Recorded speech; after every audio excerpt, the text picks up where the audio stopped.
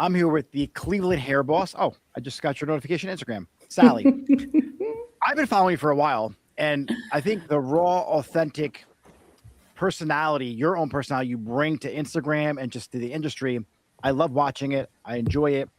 And I obviously learned so much from you. But what really stuck out to me, I think it was like this week, you had a post and you were at a class and just how you hugged every person, like so authentic and caring. And you loved every person I walked through that door. Yeah, your comment was so sweet. No, it was awesome to watch. Like you were like when you watch somebody in their zone and doing what they love to do, like that video should just play over and over again so someone knows what that looks like. That was awesome. Thank you. Thank you. No, it's I got to tell you, like when when you kind of, I think when you step into your calling. Yeah. Right? When you step into your calling, because you don't have to fake anything. Mm-hmm. You don't have to fake it, and it's not what you do, it's who you are. Yeah. And honestly, I've seen that in you, even just the evolution over the last year. I don't know, you start to step into who you are, and it's less about what you do, and it's more about how can we serve? Yeah, exactly. Right? How can we serve? Even when we're tired, like you're like, oh shit, I got to do this thing again. But then as you're doing it, it just lights you up and it just feeds you. It's like doing hair, and that's it's like you don't feel like going to work some days, and like you do your client, and you're like, your client's having a bad day, and you just wow her with whatever color she's going through, some shit in her life. You cut her hair, you blow her out, she spit it in the mirror, and you completely changed her life. And like that moment is what gets us going. Like it's what I loved about doing hair. Oh, that's it. There's the energy. It's I feel very, very passionately about this, and that's like the perfect lead into is like I'm actually in the process of finishing up a course book kind of thing that I'm working on creating. Okay. And I truly believe that our industry is the only industry in the world where we actually activate all 5 love languages. Really think about that, right? And so it's like I can't think of another one, because there's 5 love languages, and physical touch, right? We touch everybody.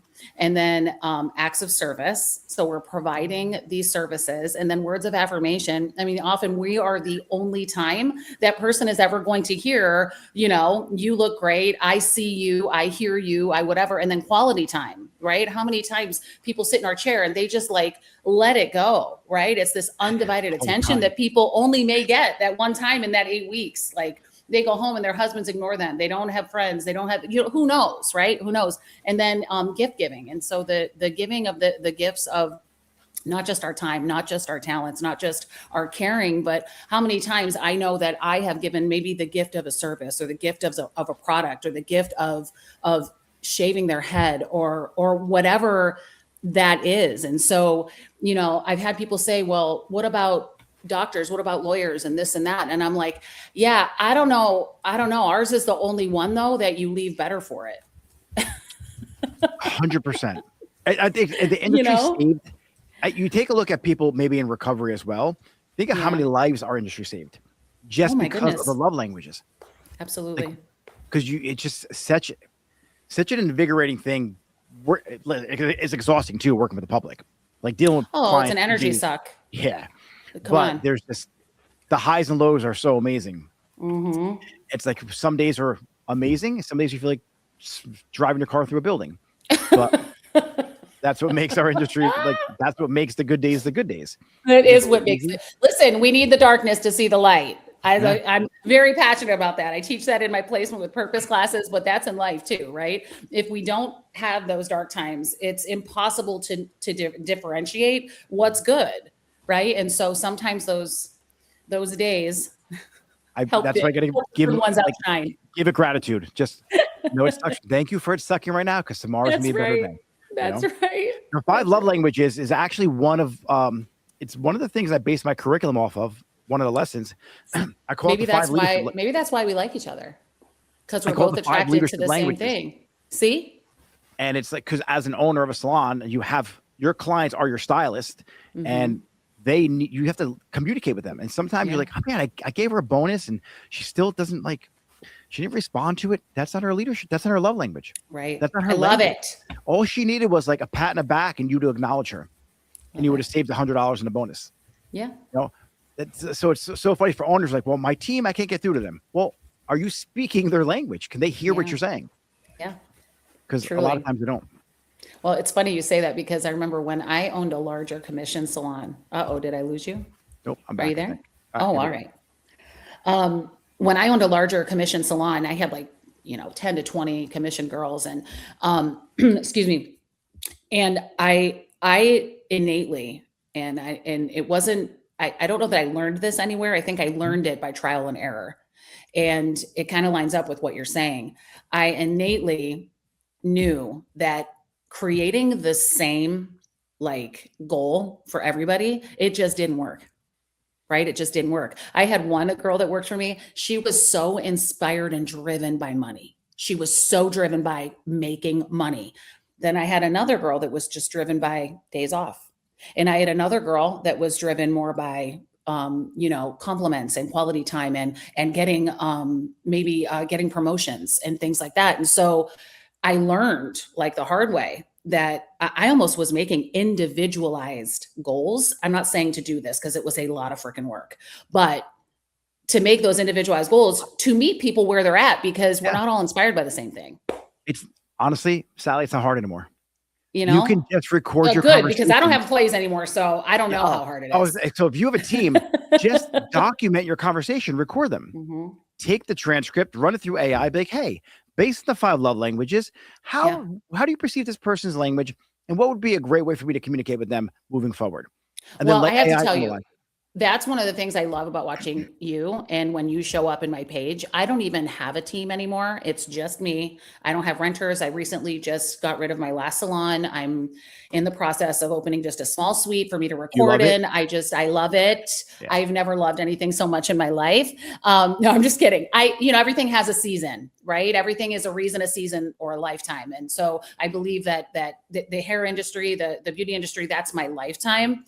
But salon ownership has had its seasons, and I've had some pretty tough ones, but I've also had some very glorious ones. But right now, I don't have a team. I don't have employees. I don't even have an assistant yet. I don't know if I ever will. But because I've had that, and because I travel around the world and I teach in so many salons and I work with so many salon owners that are suffering and they're struggling and they're stressed and they don't know what to do and this and that. That's where I'm like, when I see you pop up on my page and you drop these really gracious and generous nuggets of information to the salon owner, it's just, honestly, it still hits me where I'm at and gets me excited. And I'm like, all right, Nick, shut up, because I don't want employees. Okay. I honestly, the reason why I have these nuggets, excited about it again. I got my ass kicked so bad trying to be an owner and in business that I just speak about what didn't work for me. And then I reverse engineer it to be like, oh, well, if these 10 things didn't work, there's one thing left. I bet you that can work pretty well. And then I test it out. I'm like, oh shit, that does work. Only took me 10 tries to figure it out. Dude. And so if I can just help someone not go through the first 10, that's what I love to do.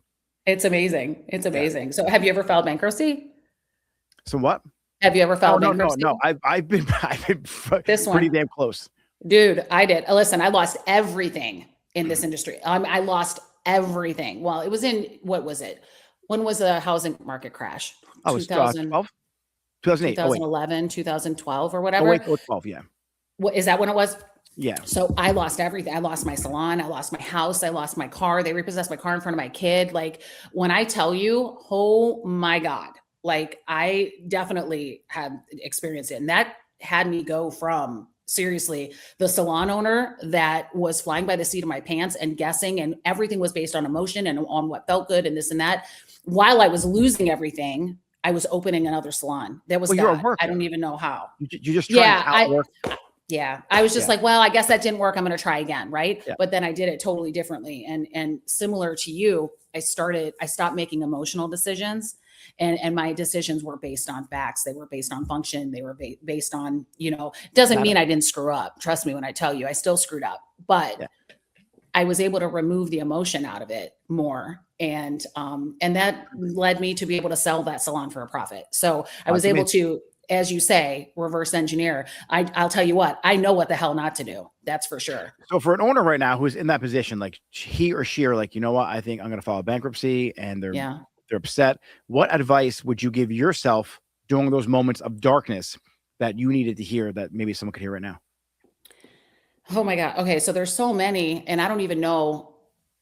I want to be careful because I don't even know what the right answer is. But like I was at such a place where I had given up so much control at that time of my life that I was giving all, I gave like who is now my ex-husband, I gave him control of the money. I gave someone else control of my books. I gave someone else control of the inventory. I gave someone, because I was such a full-time operator, working 60 hours a week in the salon, if not more, and a mom and a wife and all the things, that I just wanted someone else to take care of it.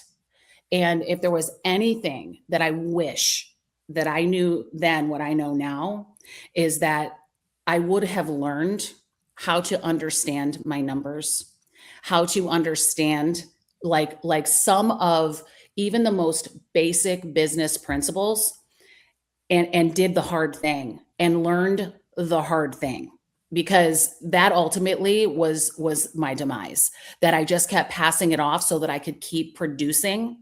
And that was never going to pay off.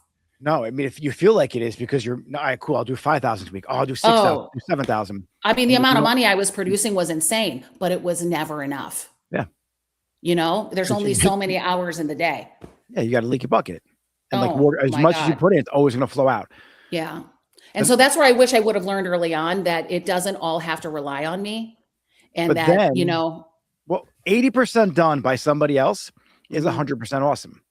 But you just have to inspect what you expect. So it's like, all right, do the numbers, come back to me, check it out. Like, that doesn't make sense. How did you get that? But I didn't even know to ask those questions. Yeah. That's like what I'm getting at, is like, you've got to have a handle on it first before you pass it off. Yeah. I think that's what I mean. Yeah. Yeah. You know, I think that's what I mean. Yeah. It was such a foreign language to me. It was everything, you know, we're not taught business in beauty school. They might be now. I'm a barber. I wasn't taught. I didn't even, I was taught how to do a fade, and that was about it. Okay. So anything I learned was from the school of hard knocks. I never went to college. I never, you know, any of that stuff. So hindsight, I wish I would have surrounded myself with more successful business owners than I did with successful hairdressers, or than I did with fun hairdressers. Or that was the biggest change in my life when I got, I love this industry, but I got out of it and got around people who are like 100, 200 decamillionaires. Like the way they smartest speak thing you ever did. It's just like, I'm like, wow, I didn't know that. And then I just reverse engineer it, apply it to our business. But just getting in those rooms and being around those people, it was life changing for me. Well, you are who you hang out with, right? We're the product of the 5 people we spend most time with. You are. And you look at them like, they're not different than me. Right. Like the difference between the $10 million a year hair salon owner and the negative about to go bankruptcy, it's not much. It's obviously right. Like, you can do it. They just decided to put themselves around the language that's happening, be around people that make better decisions. But if you start making better decisions, your life will completely change. Well, I think also to add to that is when we start showing up consistently, like it's consistency too. I had a really strong problem with staying consistent. Like the ADHD was like real. And even that, I had bad habits that I just allowed to rule me. And I don't want to say I wasn't open to learning new ones, but I think at that space in my life, I was so distracted by the chaos that I struggled to find order. And so that's where I wish I had order. I'm sorry. You were consistently doing hair. You were I was sure as shit was consistently doing hair. That's for sure. But I'm from the business aspect, the showing up consistently in my understanding, the areas you had to show up in. Yes. I didn't want to. It scared me. It was uncomfortable. I didn't like it. And but I learned the hard way, because I do now. You know. So you're an educator, right? I am. Obviously. Yeah. And so that's a business in its own. Yes. And you show up consistently in that business. Absolutely. So you just meet, like, you love it. Owning a salon, you just may not have loved. Like some people out there, like you're doing it because you think that's what you need to do. Right. that's the evolution. Oh, I'm good at hair. And then that one client or your husband or a boyfriend or someone's like, you should own a salon. Why are you giving away your commission or what? No, dude, like you could be happy making a lot of money behind the chair and then go invest in real estate. I agree. Go put your money I somewhere agree with that. Yeah. Yes. Well, went back, and you know, you got to remember, I'm like a Gen X hairdresser. You know, I've been doing this for a super long time. We're not far off in age, by the way. You know that, right? I think we probably are, but like I started doing hair in 97. You did? Yeah. Okay, so when was I? 92. I got really good. I use my wife's skincare, so that's why. Yeah, I was gonna say. So who's your injector? My God. No, I'm just kidding. It's filter right now, to be honest with you.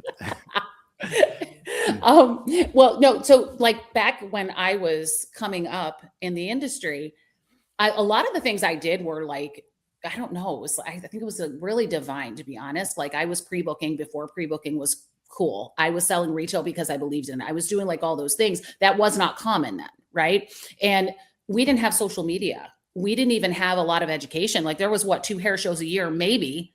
And if we were lucky, we could get to them. So it was just a very, very different time to be alive in our industry. So the natural next step for most of us in our industry was that if you were booked and busy and like busting at the seams, you opened a salon, you know, and that's what you did. And it's like, you know, you started to feel like you wanted your own culture and you wanted your own this and you wanted to grow something and all of that stuff. And I don't think I totally disagree with you that I don't know that I ever truly did love salon ownership.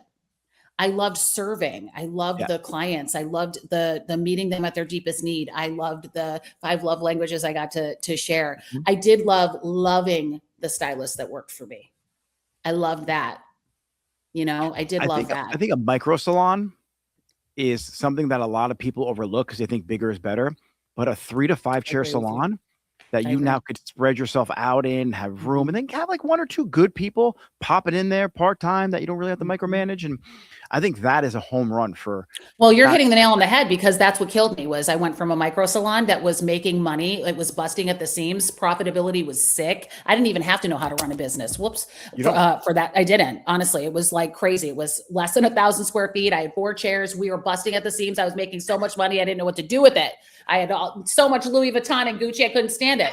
Well, then I decided to move to a 4,000 square foot space.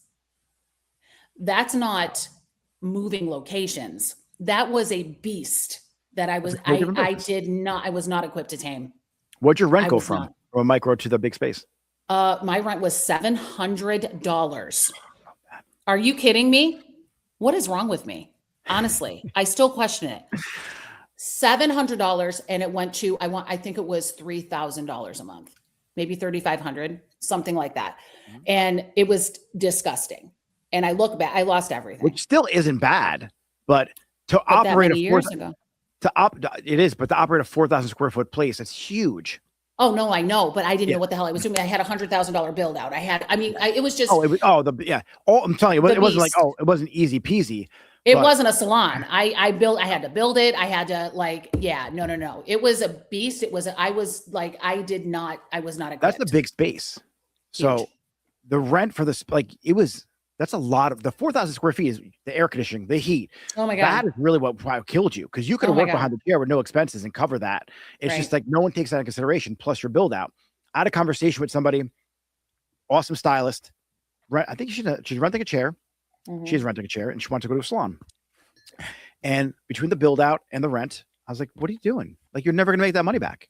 Right. You're never going to make that. It was like $300,000 you want to invest into a salon. Oh God. After you had to pay commissions, you got to cover the rent, the electric. What if the air conditioner breaks? It's triple net. Who's going to shovel? Who's going to plow the snow? You're paying for that too. I was like, go somewhere small. Take over a salon. Yeah. Find someone, 5 chairs. Mm-hmm. I promise you right now, you're not because in everyone's mind who's listening, your first salon probably isn't your last. It's not going to be like, you can always move on from there. Yeah. Like nothing's permanent in life. It's true. So for a lot of people, they're like, oh no, I'm going to build out the perfect salon now. No, figure out what the hell you're doing first. Yeah. Then worry about building out once you figure out the profits and the numbers and the money. Do it cheap. If you're going to open the salon, do it cheap. So here's a fact. My salon in Florida cost us, I think, $38,000 for the build out today, like a couple years ago. Mm-hmm. Our rent is under $2,200 a month. Amazing. It's in just shy of like 2,000 square feet. Yeah. And I don't sweat. Yeah. Like, it's That's just, beautiful. and my friend breaks my balls. She's like, "Where'd you get your furniture from, IKEA?" I was like, Yes. "Dude," I got it from China online somewhere. I go, "We Beautiful. got the chairs from here." I was like, Yeah. and his space is 10 grand a month. He has Mhm. the Cara bell mount, everything. He stresses every single day. His team walked out on him. It's like, Yeah, I dude, know. my team could walk out on me. I could teach 2 classes out of there if I want in a week and Yeah. cover rent. Exactly. So I Exactly. want to touch on something because this is what I love to teach on, and you're doing it actually. And so you might have heard me speak about it, the personal economy. Mm-mm. No? Tell me. So in our industry, I think we're so blessed because we have the ability to create our own economy. And Okay. not even like, I love multiple streams of income is important, Mhm. but we could do that in verticals. So when you're good at services and you're amazing at cutting, coloring hair, the next thing is product, or the next thing could be knowledge. Yeah. So if you create like a balayage board, that's your product you can sell to our peers, or you come up with a product line like a hair serum, you sell it to the customers. That's the evolution. Or if you're really good, create a digital product, a digital program online, education, you sell your knowledge. Okay. And so if you get really good at selling knowledge, well, then you just back it up with the products that you're using. And so you have this vertical where you could be in a small salon doing $300,000 or $500,000 a month with a digital program, with the products that you're creating. And I think for people out there who are like, you can't make money doing hair. Yeah, well, I could make good money doing hair, but if I want to make really great money, 100% I could, just not behind the chair. Yeah. And it doesn't mean I have to leave and open a salon. It just means Right. how can I take the knowledge of my brain, my career capital, and how Mhm. can I monetize that while helping other people? Well, that's the thing. And honestly, that feels like it's so funny because that feels like the next step for me is I'm so passionate about our industry and I want to heal our industry. And I truly believe that part of the reason why so many of us are so like tired and exhausted and God, I hate to even say this, like getting cancer and like all of these things is that we're working ourselves to death because we don't know how to do anything else. Right. I mean, that's just what we were taught to do. And you strap yourself to your chair and we use chemicals that can hurt us and we just keep going, going, going. And there is a better way and it doesn't have to be an all or nothing. And the beauty is like, for me, I've been able to evolve through our industry. I've never had to leave this industry. I've been not just behind my chair. I have had the gift of evolving my career through this industry over the last 34 years, that I started as a stylist and then moved into a salon owner and then an educator for brands and then into my own independent education and working hair shows and doing all those kinds of things. And so I think it's that many of the professionals in our industry, and then to moving into digital products, as you were sharing and things like that, many of the professionals in our industry don't realize that, I don't want to say it's not that hard, but if you would just do it. It's a lot of work, but it's not that hard. Right. It's a lot of work, but it's not that hard. It requires consistency. It requires learning a new thing. It requires getting a little bit uncomfortable and vulnerable. And it requires showing up. But truly, if you want it, it's not that hard. Which I love about you, because I'll pop on your morning live sometimes, and you're walking in the morning, your hair's fucking bananas. I look like I crawled out from under my bed. It is. I laugh. I'm like, Yeah. I fucking love I don't her. give a Like, shit. she just puts the camera on and like just talk to people and you tell it like it is. And like, it was in the beginning stage, like, I like to come online all the time, and I was like, you know what? I'm just gonna walk and talk. Do it. And like you gave me like a lot of inspiration for that too. Good. I show up consistently as much as I could. Like, who cares about my hair? And sometimes matter. you'll look at the video like, oh my God, like, what's that on my face? Like, oh, I'm not gonna post it. Post it. Post it. It I doesn't think matter. No one more cares. people today, like, because we're like now with AI and with photo editing and everything else, the hairstylist who's close to our age, who's not good with technology, the one thing the 22-year-old can't do that you can do is go live and not need a filter. Hey guys, I'm going to do this today. Here's how my placement is. Here's the formula I'm using. Let's come in the back. I'll tone it. You pick your formulation. You are going to be the expert without having to hide behind a filter or a cap-cut edit. So for those of you, just be you. Yeah. And then you will attract the people and you will get trust from them.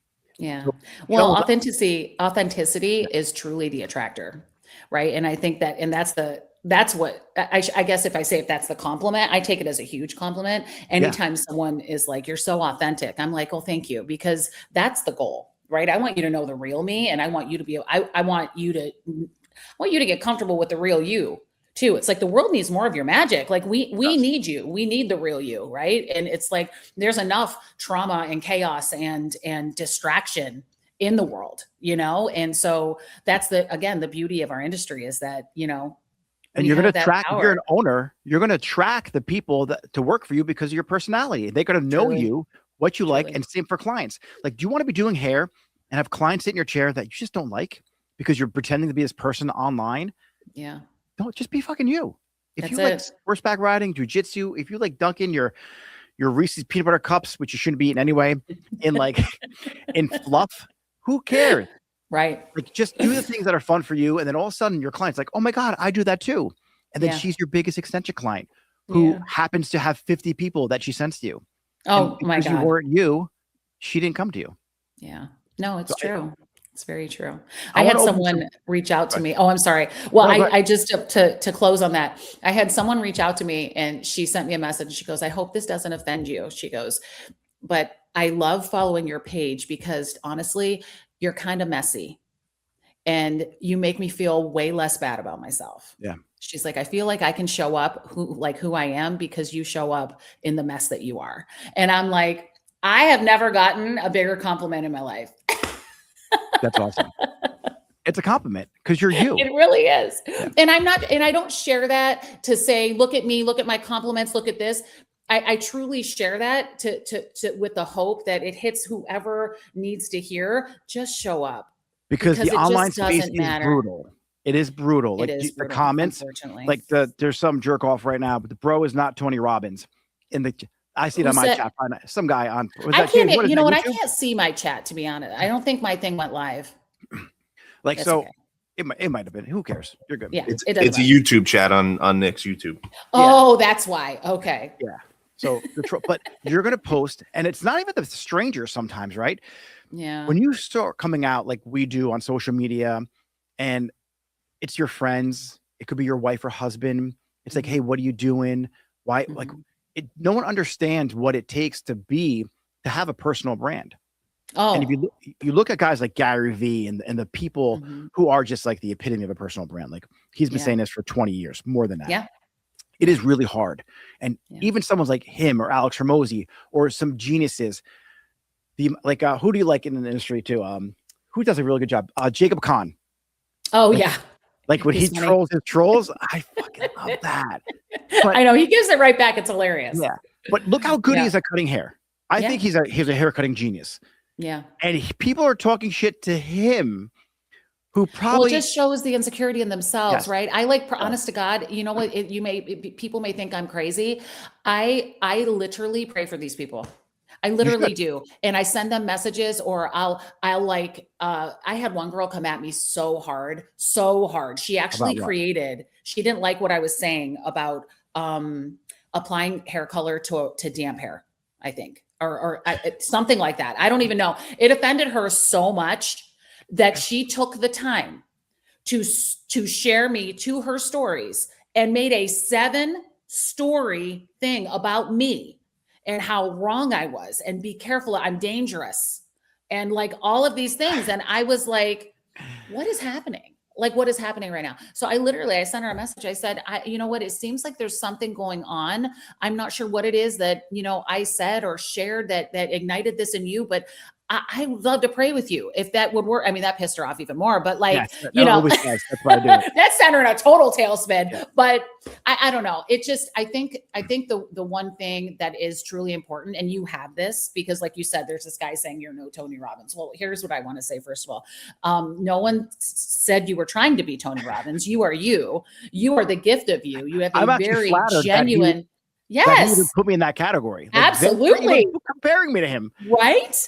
Listen, huge compliment. That's what I'm saying, And so when people share those things and it's those keyboard warriors, right? It's like you're 10 foot tall and bulletproof behind a screen, right? But they wouldn't say it to your face. And I just truly feel it says so much more about them than it does about you. Right. And so I think I feel bad for them. I do too. And it makes me sad because that's got to be a really sad place to be, that how lonely are you, or how much do you loathe yourself, that to get interaction and to have any type of human connection, it needs to be in a negative way. Right? There's got to be something to give. And so, but I think that's where the authenticity and the just showing up, if we're able to get ourselves to a place to understand that, we have to put on, I mean, not just the full armor of God, but like to have a thick skin, because it's not about you. These negative comments, it's not about you. It's not about me. It's not about them. It's about the person that said it, I had a client and she went through some shit. This is years ago. And everything we did was just a little off. She had something to say. The foil should have been like a millimeter that way. And at the end of it, I'm going to use Nancy for her name. Like, what's wrong? Like, what's happening right now? I know it's not about the foil. Like, what is going on? She's like, what do you mean? I'm like, listen, like, you could talk to me. Like, what are you unhappy about in your life? Like, yeah. And then like the picture just showed me, that's when you were 25. You're not 25. You have grandkids. You're a mom. Like, what is it you're trying to achieve right now? And like, I had a heart to heart with her. And my younger stylist was next to me. She's like, I can't believe you said that to her. I was like, someone had to tell her. Like, she's searching for this 25-year-old girl. She had lost her husband. Her kids are older. She woke up, looked in the mirror, and now she's in her 60s. Like, it happened to everyone. It just happened to happen to her in my chair, unfortunately. And I had to deal with the wrath of it. But I could have gotten frustrated, fired her as a client, which I feel like that's so overdone nowadays. I agree. Oh my God, I agree. Like, they're speaking a language of hair to you. They don't know the language. So dissect what they're saying. You're giving them what they're asking for, but they don't even know what they're asking for. So you're blaming them for the problem. Oh my goodness. So all those hair pages. Oh my God. Like, I won't even bring them up, but we got done with her hair and she cried and I cried. We had a hug. Yeah. And we moved the foil over like an extra inch for her and we gave her the low light. And it was cool. Like, she was a client forever after that. Yeah, of course she was. Hear that? And she messaged me and she's like, I just got to say thank you very much for having that conversation with me. Yeah. Because she went from salon to salon to salon. Oh. And it was like, it was cool. And Yeah. I knew it wasn't her. I knew it wasn't me. Yeah. But had I been like a young stylist and had I been like 2 years behind the chair, I you would have gotten broke. walked away. Yeah. You would have walked away or gotten rid of her or whatever. Yeah. For sure.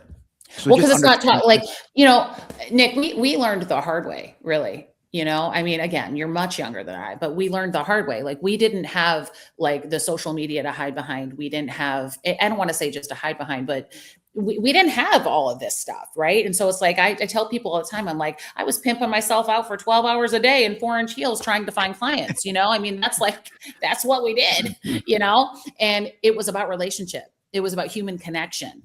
And so much of that has been lost along the way. And it's to nobody's fault. It's just been what the world has become, right? We have this gift of social media if we allow ourselves to see it as that, right? Some people see it as a hindrance. Some people see it as a gift. Some people see it as a distraction. But back before the gift of social media, we had no choice but to develop relationship with our clients. And sometimes to a fault. Let's be honest, sometimes to a fault. We didn't know what boundaries were. We didn't know, that's all, learned. Yeah, I mean, please. But I think that's the difference too. And that's something that I can feel how passionate you are about that. And I'm so unbelievably passionate about teaching human connection because it's something our industry, I think, is for a while there lost because of social media and because of everything was so screen based, and it was less about human connection and more about texting and things like that. Like, I remember I was on a live one time and I shared, someone asked about, something about clients. I can't remember. And I was like, listen, one of the things that I do that I don't know, you might think is crazy, is instead of sending a text, I send a voice note. I want them to hear my voice, even though I may not have time for a phone call and to sit on the phone and answer all these questions with every single person. But by them hearing my voice, they get a snippet of my personality. Yeah. Right. They get a snippet of knowing. And so that's where I think we've kind of lost along the way. But what I will say is the desire for it is coming back. And so our consumer shifted too after COVID, but I feel like our consumer is starting to shift back again Yeah. to more of wanting those experiences like what you just described. Our clients want to feel seen. They don't mind paying a premium if they feel like they're getting the value, right? They're not interested in sitting in the chair for 7 hours. Like it's honoring their time, respecting them as humans, right? Yeah. Because that we lost that human connection along the way somewhere. I tell all my team members who are new, who are getting a lot of Mhm. new clients, I think it goes across the board for everybody. When a new client comes in, Mhm. shoot them a text, like, hey, you got a minute for a call? You're Mhm. coming in on Wednesday at 10 o'clock. Hey, Yeah. Sally, just to let you know, we have amazing coffee. Skip the Starbucks. Any allergies I should know about? And Love like, it. a creamer of this, just so they hear your voice, because I feel people, they don't no show you for no reason. They could be sitting in the Right. parking lot. They may just have so much anxiety about the last haircut they got or last color that they're like, oh, I don't want to go. I don't want to go in there. Or they're going to judge me. They look at your polished Instagram, see you with the Louis bag, and that's not them. They saved up this Right. appointment and they're afraid to be judged. So just making that initial contact goes a long way. And then Yeah. after they leave, as the owner or even you, if you're in the suite, hey, if you got a couple minutes, I just want to know how the experience was. Mhm. Take 2 minutes tops. Shoot the text first and then call them, because calling someone off the bat is weird. And then Yeah. that's how they are. Isn't it? It is so weird. It's like, why are they calling me? Oh my God. It's like Archie Bunker when he's like, God damn it, who's calling my phone? My voicemail, if you ever call me and listen to my voicemail, it says, I don't check this voicemail. So hang up and text me, because I'm not Yeah. going to answer the phone. I'm just And that's telling. And my father will like leave me a voicemail too. I'm like, it's your dad. I guess you're not home. I'm like, Pick no, up the I'm on phone. my cell phone, Dad. Like, no, I'm not home. I'm like, I saw you call. You don't have to leave me a voicemail anymore. Right. But Right. just call them after and just be, hey, how was it? Like, Sally, Yeah. you left me a 5-star review. Thank you so much for that. How could I make it 7? Yeah. Love And it. then that just goes a long way, especially when they're going to book the next appointment with you. Because if you jack their hair up a little bit, they might be like, you know what? Like, he called up to check on me. I'm going to Mhm. give him another shot.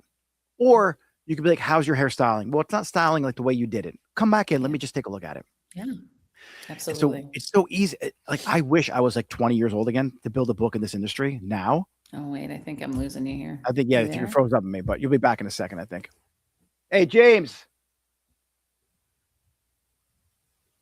Are you coming back? There you are. There you go. You're All back. All right, All right. perfect. Like you said years ago, one of the things I did was I took my business cards. I think you remember these magazines. Like, remember the hair magazines that were in like the Are you food store kidding? and the I was store? in them. We hosted them at the photo shoots at my salon. Yes. Oh, really? Passion. That's awesome. Do you remember Passion? Yeah, I remember all of them. They like we would Like have them in 5 the of those salon. They would books sit on the desk. were at my salon.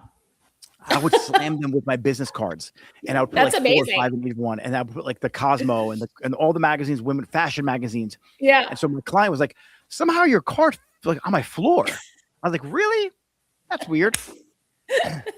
It's like the hustle, like what we had to do years ago to get seen by 150 people, not even 100, 10 Please. people. Like, you could post one thing on Instagram right now or TikTok, and Yeah. 1 million people can see you, Yeah. good or bad. I used to actually walk up to strangers in the mall and be like, I would love to do your hair. That would never happen today. No. I mean, very rare. I won't say never, but that, like, I've shared that in my classes, and they, like, most of the people go, oh my God. Like, they're an absolute shock. Like, I would walk up to a girl that had hair like Mufasa, and I'd be like, oh my God, I love to do curly hair. I would love to do your hair.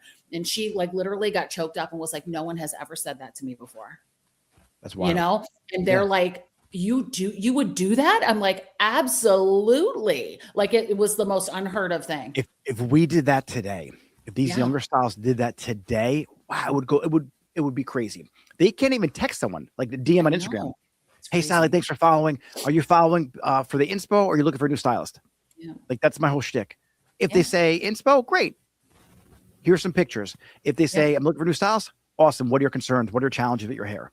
Get into the consultation. Like, you can do that at scale nowadays. Well, we had to walk up to random strangers Yeah. and ask them about their hair, which I'll guarantee you, if you did that today.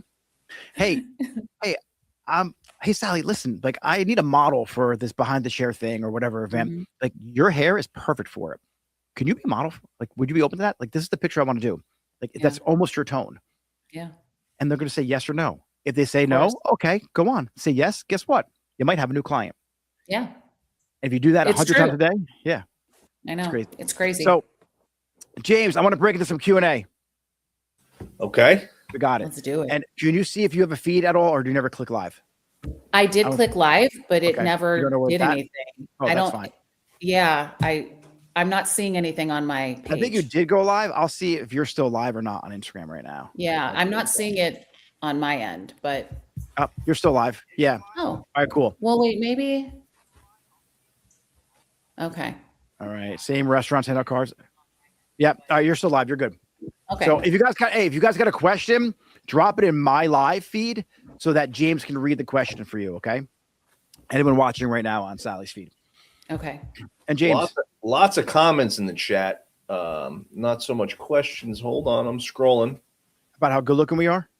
Is it how no how one can good believe? Sally is not They you, can't Nick. believe that I'm 53. Thank you. What do you, real quick, while he's looking at questions, what is your education about? Like, what is your specialty? Like, if I was struggling with A, you would help me solve it.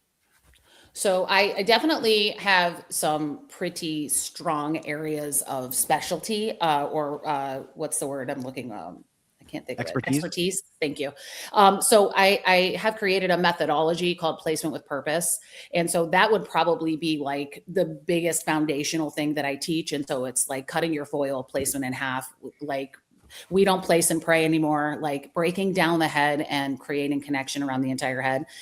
Truly, I have people that leave my classes and I get messages constantly. They're like, I cut 30 minutes off my foil time after the first client after your class. It's like, you can't unsee it after you see it. And a lot of what I teach stems from, I was an educator first. I'm an accidental influencer. I never set out to be an influencer. It wasn't what I wanted to do. I was an educator for 20 years before I became an influencer. So my education is a little bit different. I'll never say it's better. Okay. It's not better than anyone else out there that's teaching.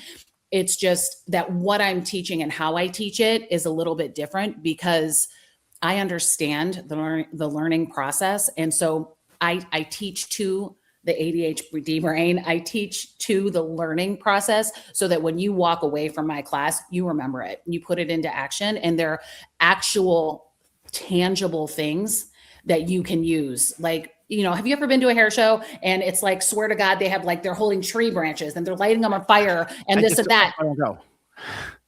Right. And it's like, oh, that was fun, but there was nothing I could put into action. All right.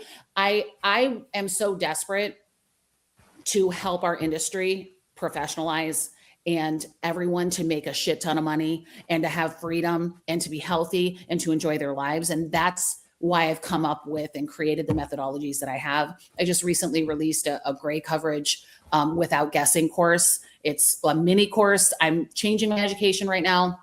I do have long master classes, but I also understand that we as professionals and in our industry, our attention spans are like of a gnat, right? And so we want to learn and we want more. And so I'm creating courses that are going to meet that ADHD brain where it's at.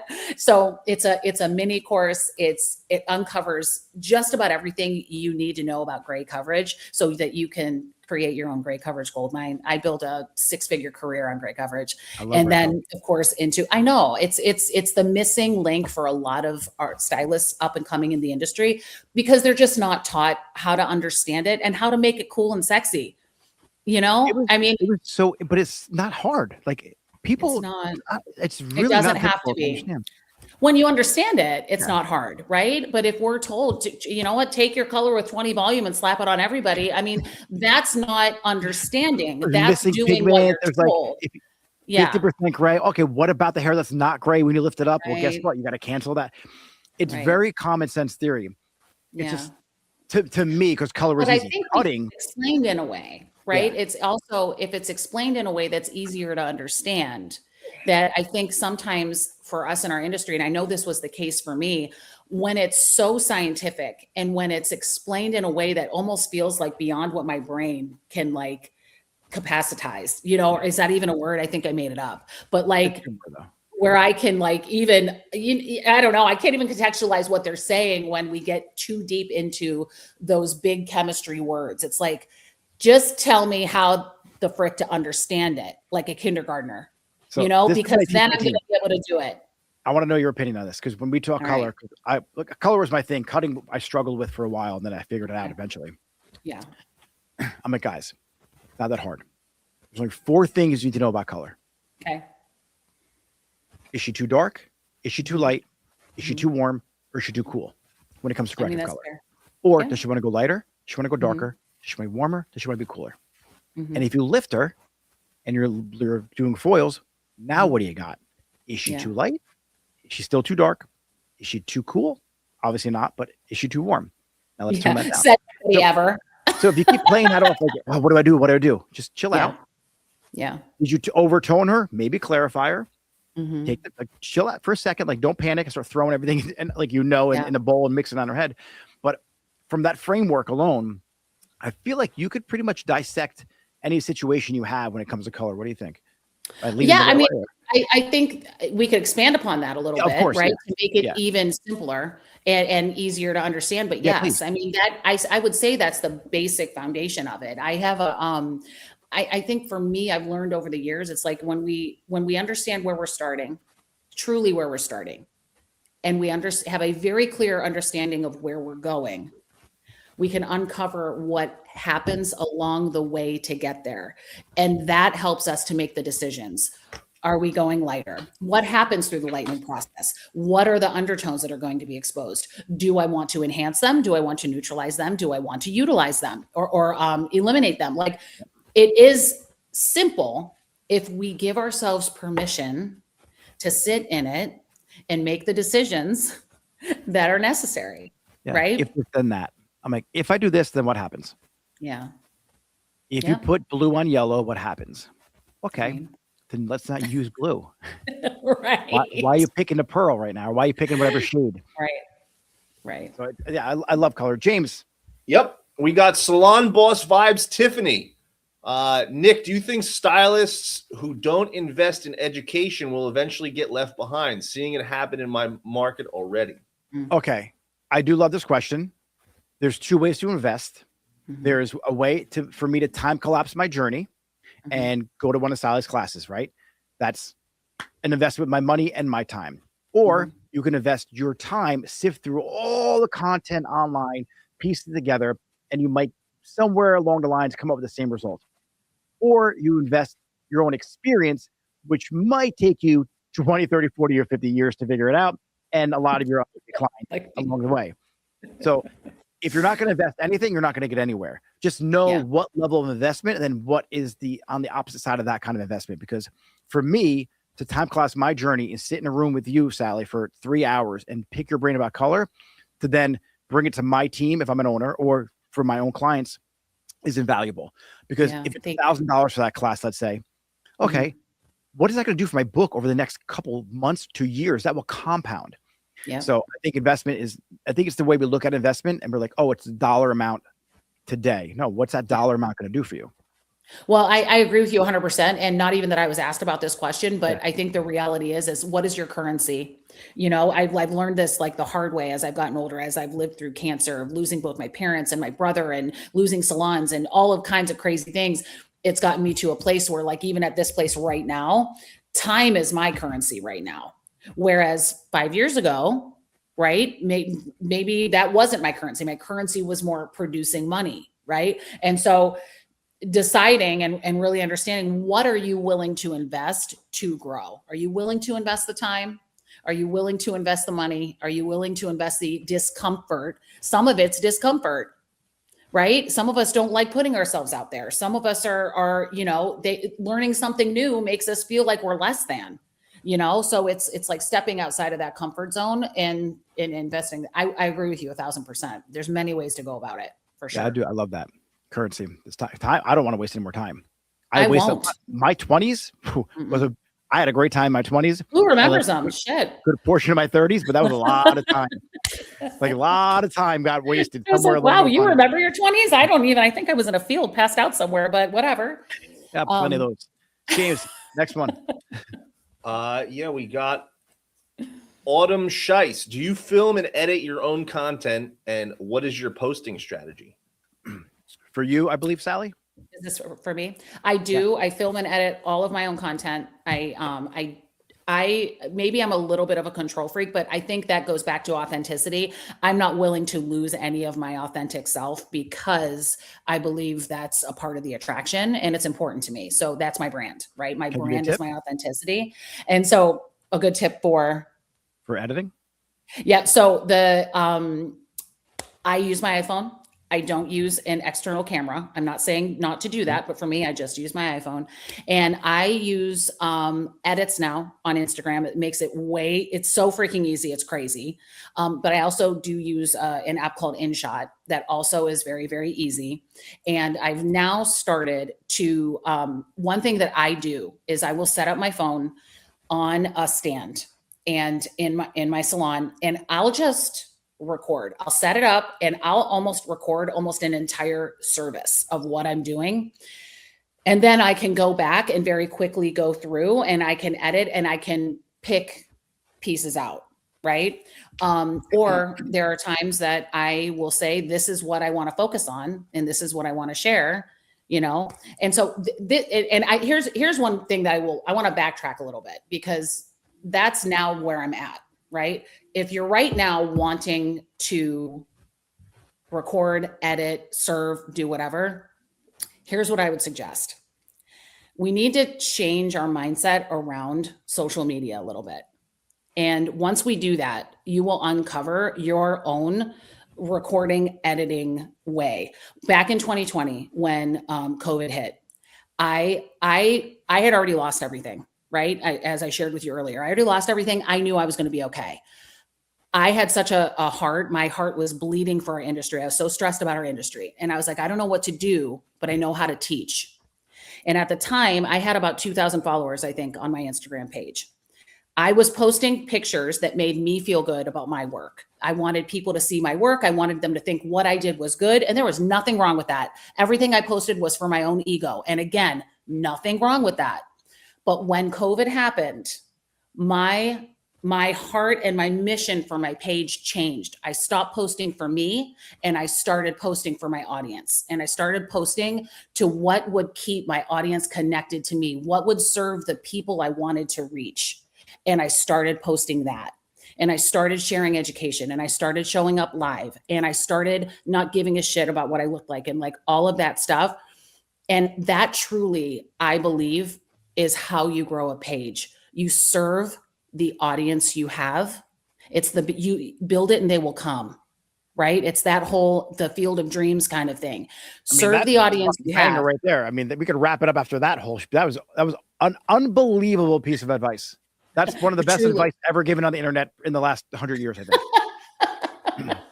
You're going to send me this clip, right? Yes, I'm just kidding. Speaking of content, no, but truly, and honestly, Nick, and I know, and you already do this, right? Innately, you already do this. But I think that in our industry, are we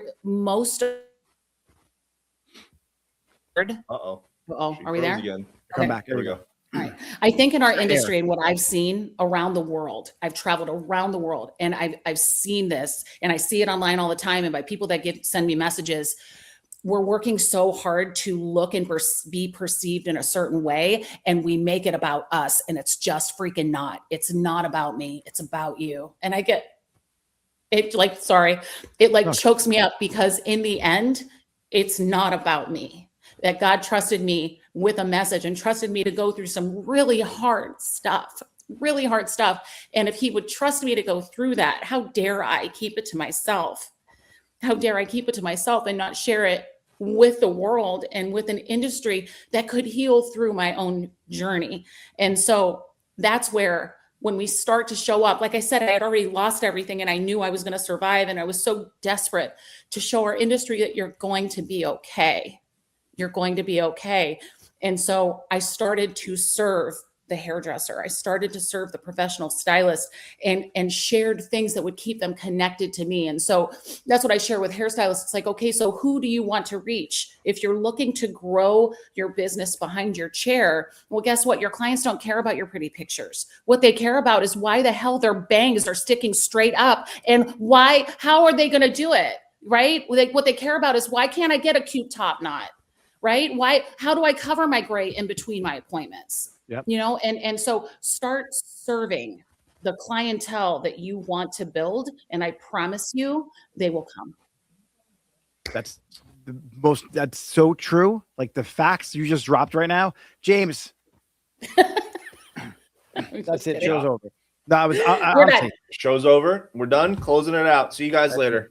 We're good. Autumn, hope you got that. I didn't want to give you your Thanks, tip right Autumn. now. That was just so damn good. Like I want to give you your tip for editing now. What I would suggest you to do for editing. Yeah, do it, because I don't have any tips, because I don't do anything special. I don't give a shit. Here's I what you post do. it raw and real and stupid. Screen record your phone while you're editing, because you edit on your phone, right? Or get a second phone to record you while you're editing. Narrate the whole thing or give it a voiceover, and then do that for like 4 or 5 videos. Then you hand your editor that to watch how you edit to get in your brain. And then they literally see how you do it, your motions, where you cut it, and then they could probably pick up where you left off. Or if you needed to get an editor, they know exactly what you're thinking through the whole thought process. Are you telling So this for me or for Yeah. Autumn? No, for you. Oh, well, thank you. If you ever got like overwhelmed because like you're getting busy, your classes, just please. edit you. I love that. Because I have editors, but I like to edit my own stuff sometimes. Because if they give it to me, I'm like, all right, just give it to me 2 seconds, and I just cut this. Well, off. that's the thing. I'm too much of a control. I'm just to give it to me. Just give it to me. You know, is that the whole like? It maybe drives some me. mom in It drives me nuts because I'm the one who works with the editing Yeah, team, and I'm you're like, I'm gonna like kill this you. is why we have the editing team. He's like, no, I'll just get it done. It's I'm telling you, that's a hairdresser thing It's too. 2 seconds though. Like it literally is gonna be 2 seconds. By the time I get, and I'm big on the Give it to camcorder me. method. I'll just do it real quick.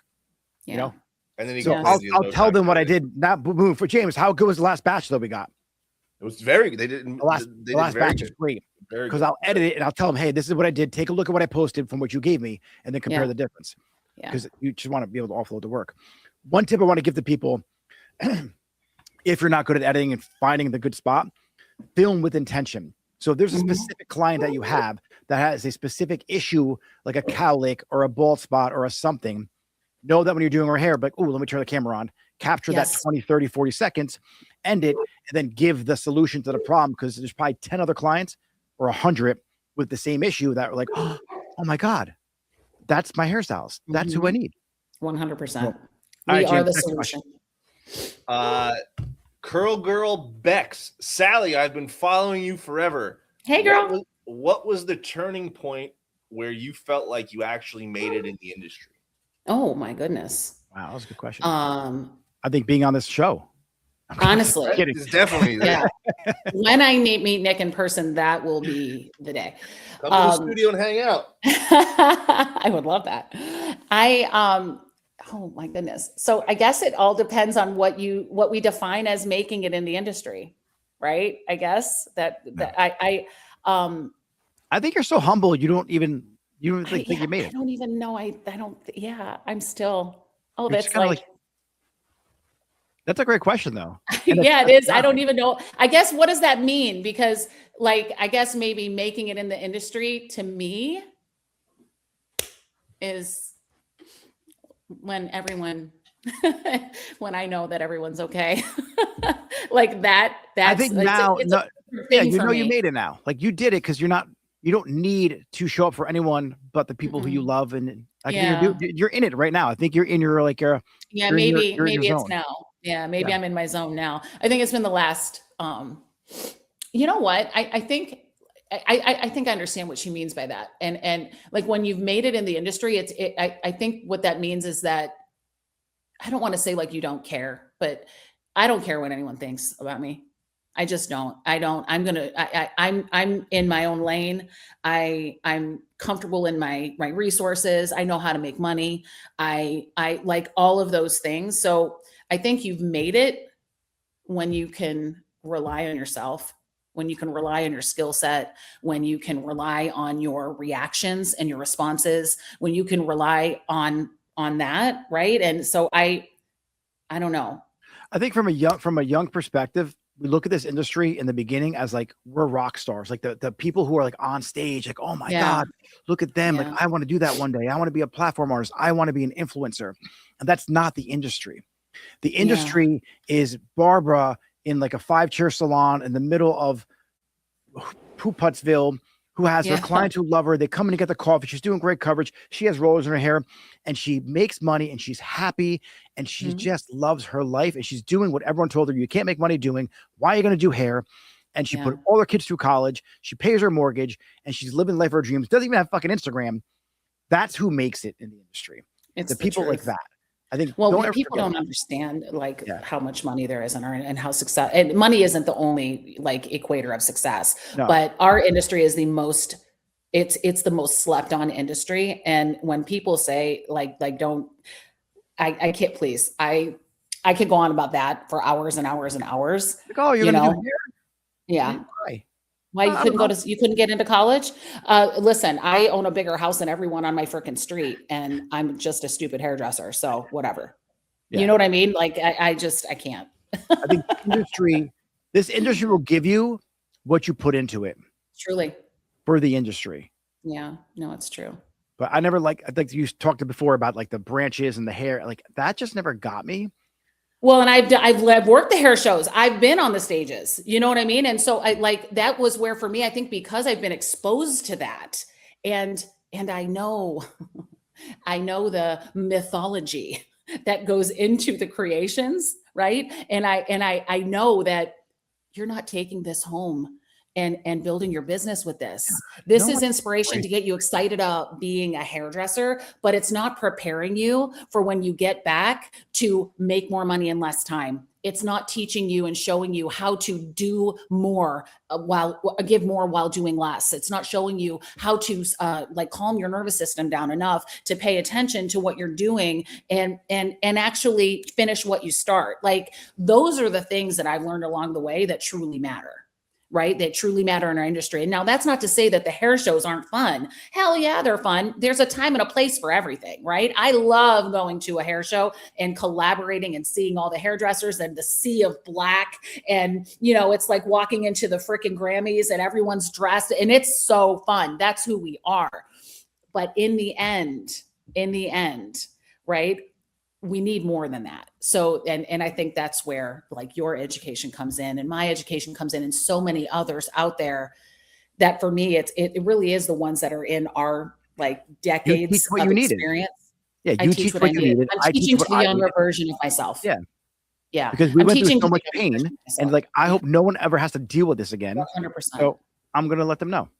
Well, and you know what? You're fucking welcome that we went through what we did. Yeah. James.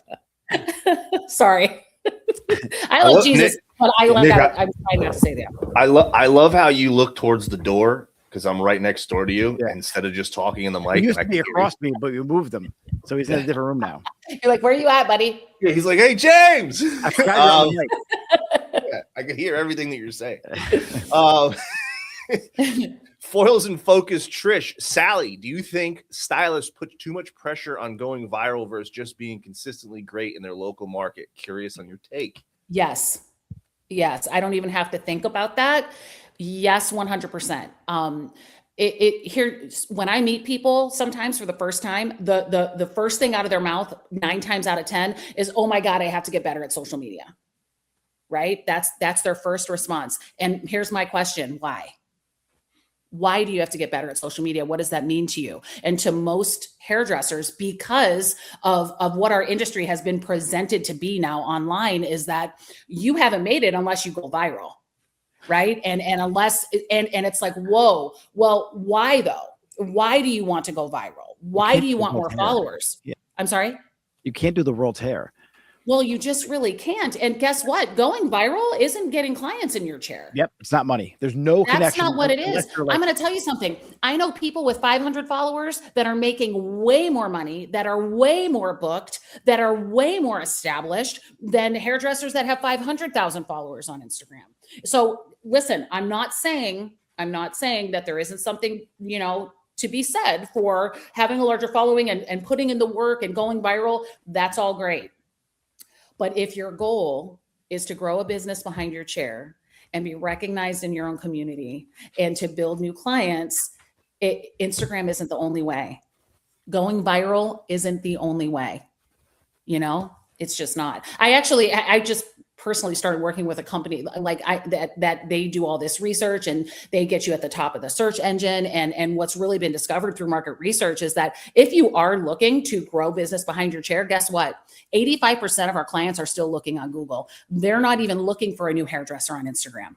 They're looking on Instagram for inspiration, right? They're not necessarily only looking there to find a new hairdresser. Now, can you get new clients? Absolutely. I have people that message me daily wanting to get into my chair.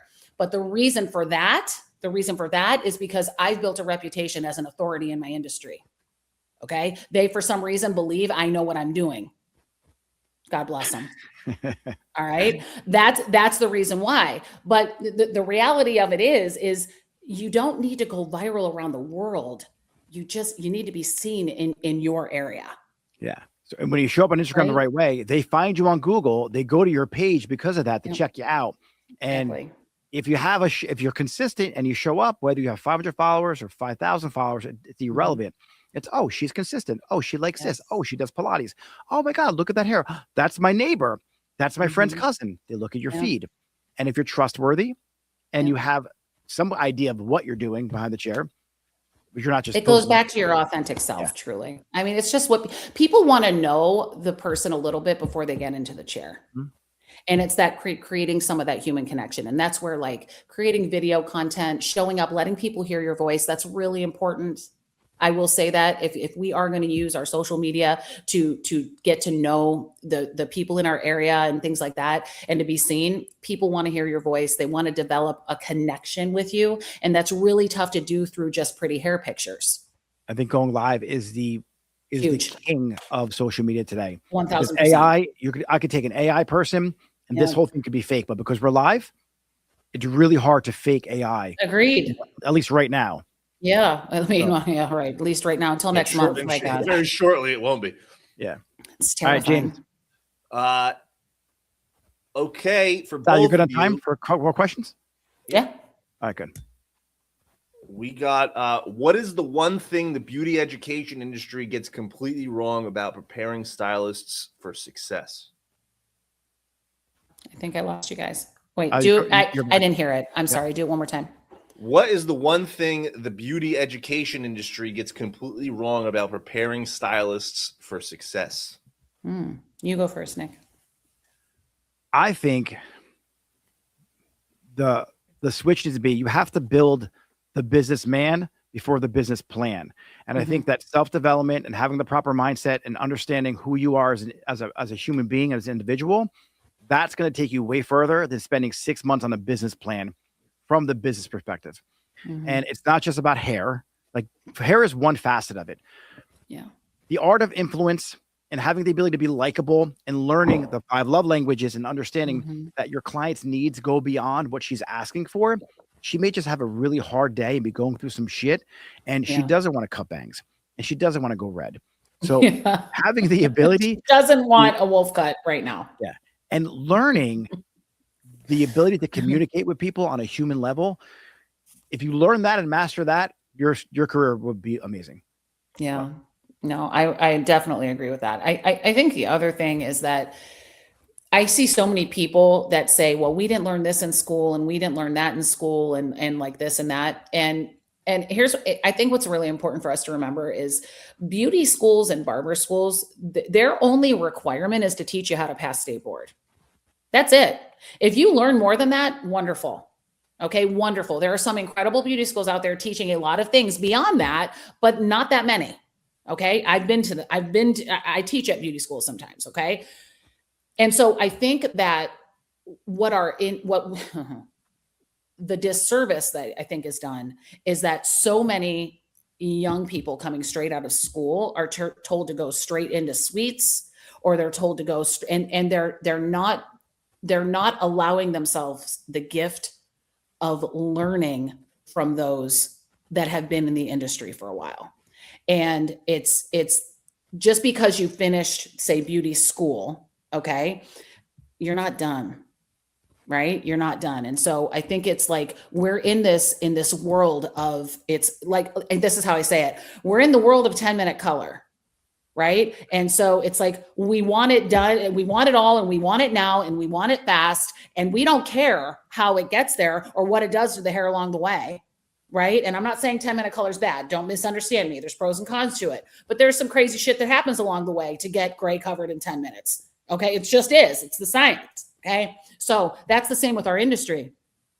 Taking the time, get yourself into a salon where they're producing what you want to know, where they have a training program. Maybe get yourself mentored under someone that's in a suite that is making a shit ton of money, that isn't working 500 hours a week in order to survive, that is able to produce and do these things. So it goes, you are who you hang out with.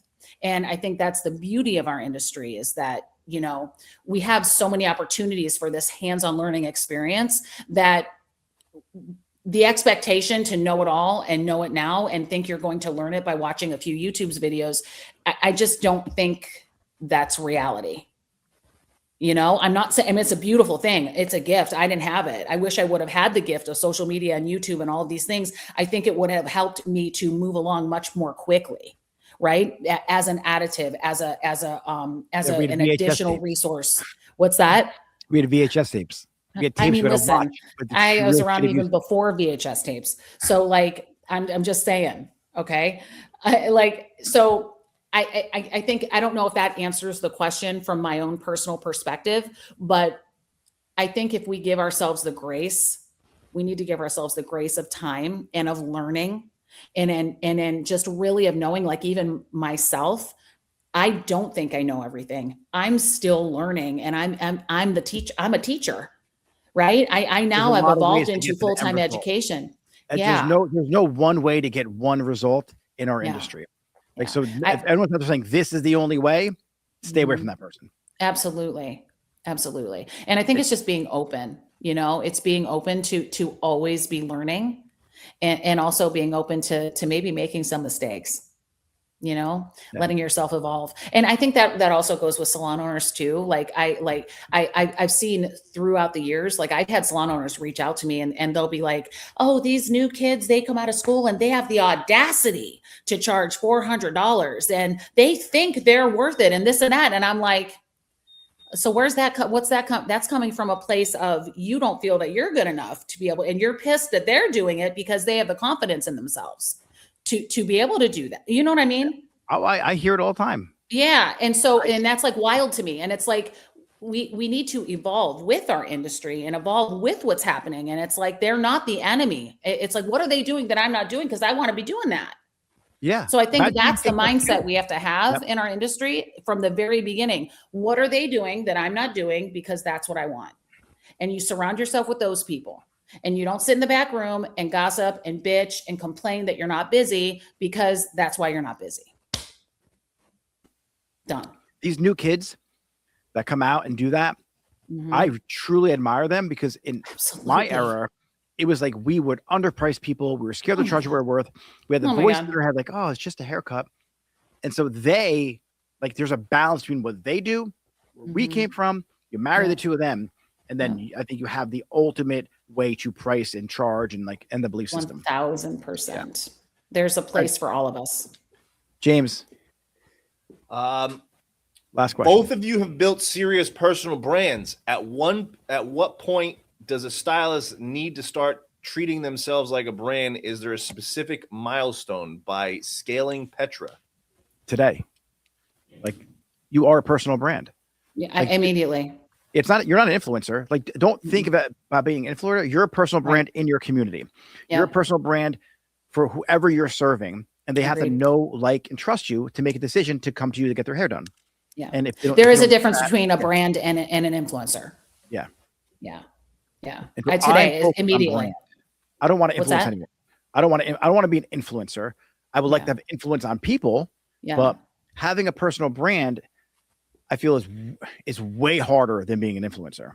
Well, here's the thing. I think an authentic influencer would be different, but a personal brand is like, that goes years beyond you. Like The Rock is a personal brand. Oh yeah. Right. He's not just an influencer. Like, he has a tequila company, he has his movies, and but what were you gonna say? I'm sorry.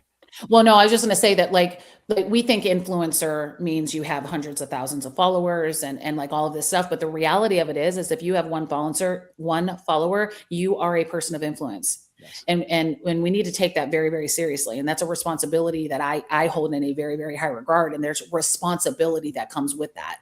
And so I think that if we look past the influencer title, right? And when we're moving into when do we start building a brand? How do we build a brand? Your brand is who you are and what people can expect from you. And you need to live that, right? You need to live that. And I think that you do that as soon as you enter this industry. And then, of course you can evolve from there. And it doesn't have to be all over social media to have a brand. No, not at all. A personal brand is it's hard because when you think about being an influencer and personal brand, there's certain things that I post or I don't post because I'm like, I still have this brand I'm trying to build. I do want to be authentic, so I drop them every now and then.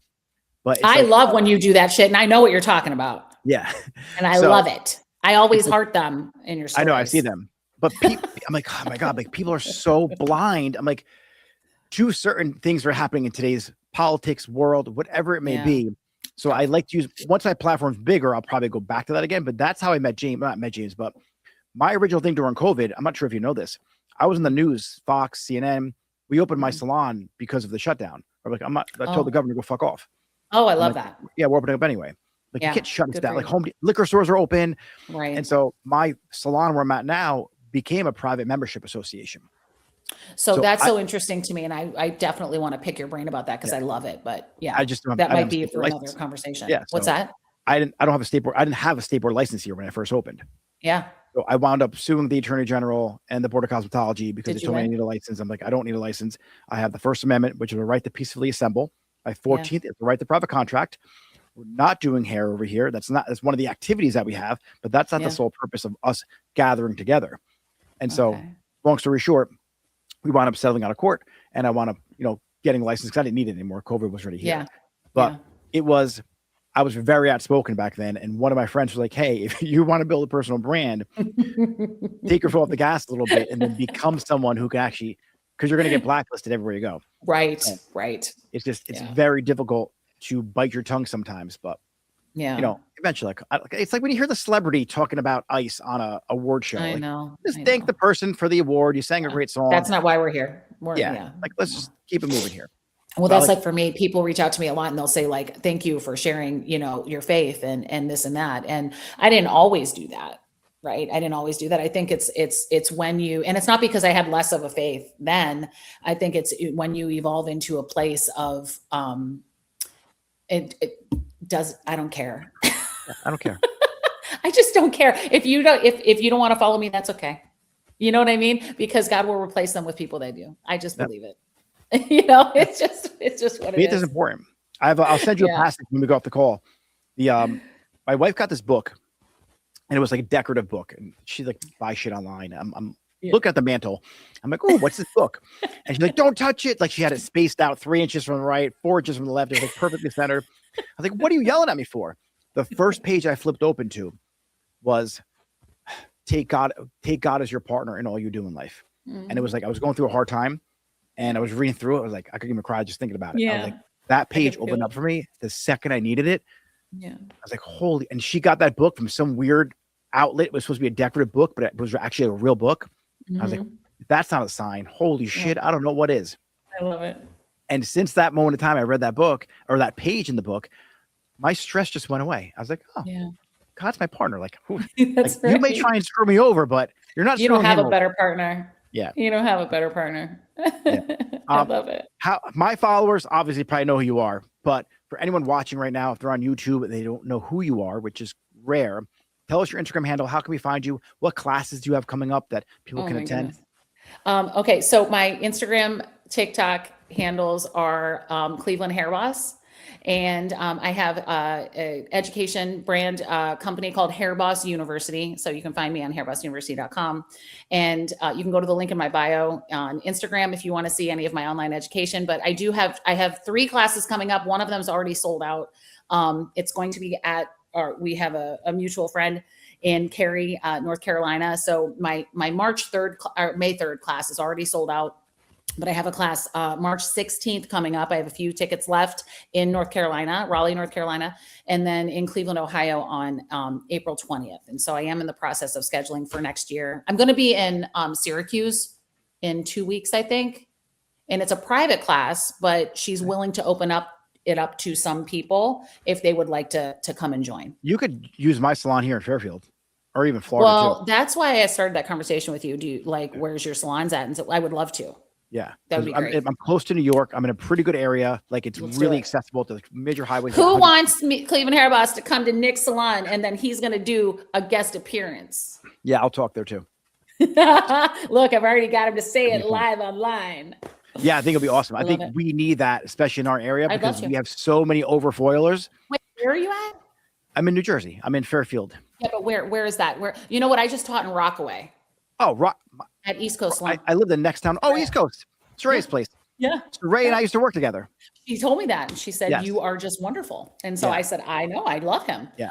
And so she has- I taught at she has a her great salon in October, I think it was. Yeah, in October. But I would love to come back.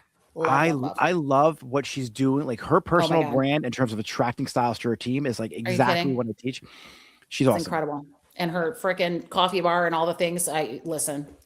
Yeah. I don't know how she does it. I think she's superhuman, She actually. gets a lot of hate too online. It's funny. To I watch know that. she does, and she's hilarious, and she doesn't give a shit. And Yeah. she'll tell you right where to go, and I love Yeah. that. And she loves Jesus, so it doesn't mean that, you know what I mean. Just because you don't take shit doesn't mean that you don't love God. Let's just call Yeah. it what it is. You know, Well, like people Jesus think was it- flipping tables. listen, right? Flipping tables. That's all I'm saying. Yeah. Especially what's going on in the world today. We won't touch on it, but Jesus We gave put me a on the call. armor of God over here. And listen. A A lot of people got to feel the wrath. I know. Yeah. It's kind of scary All out right. there. Sally, it was a This pleasure. was fun. Yeah, we Thank gotta do it you. again sometime. I would love that. Ladies and gentlemen, if you want to ask either of us a question, go to Instagram, DM us. I'm sure we'll get back to you as soon as we can. Yeah. And get you Thanks an for answer hanging for that. out with us. Yeah, no, it was definitely fun. This was a long time overdue. So it was a pleasure. Yes. Yes. Do it again was. soon. All right, I and then would love connect, that. We'll connect about the class over here in New Jersey. I'm going to message you as soon as we hang up. Please. All right. Okay. All right. I'll see you later. All right. Bye. Bye-bye.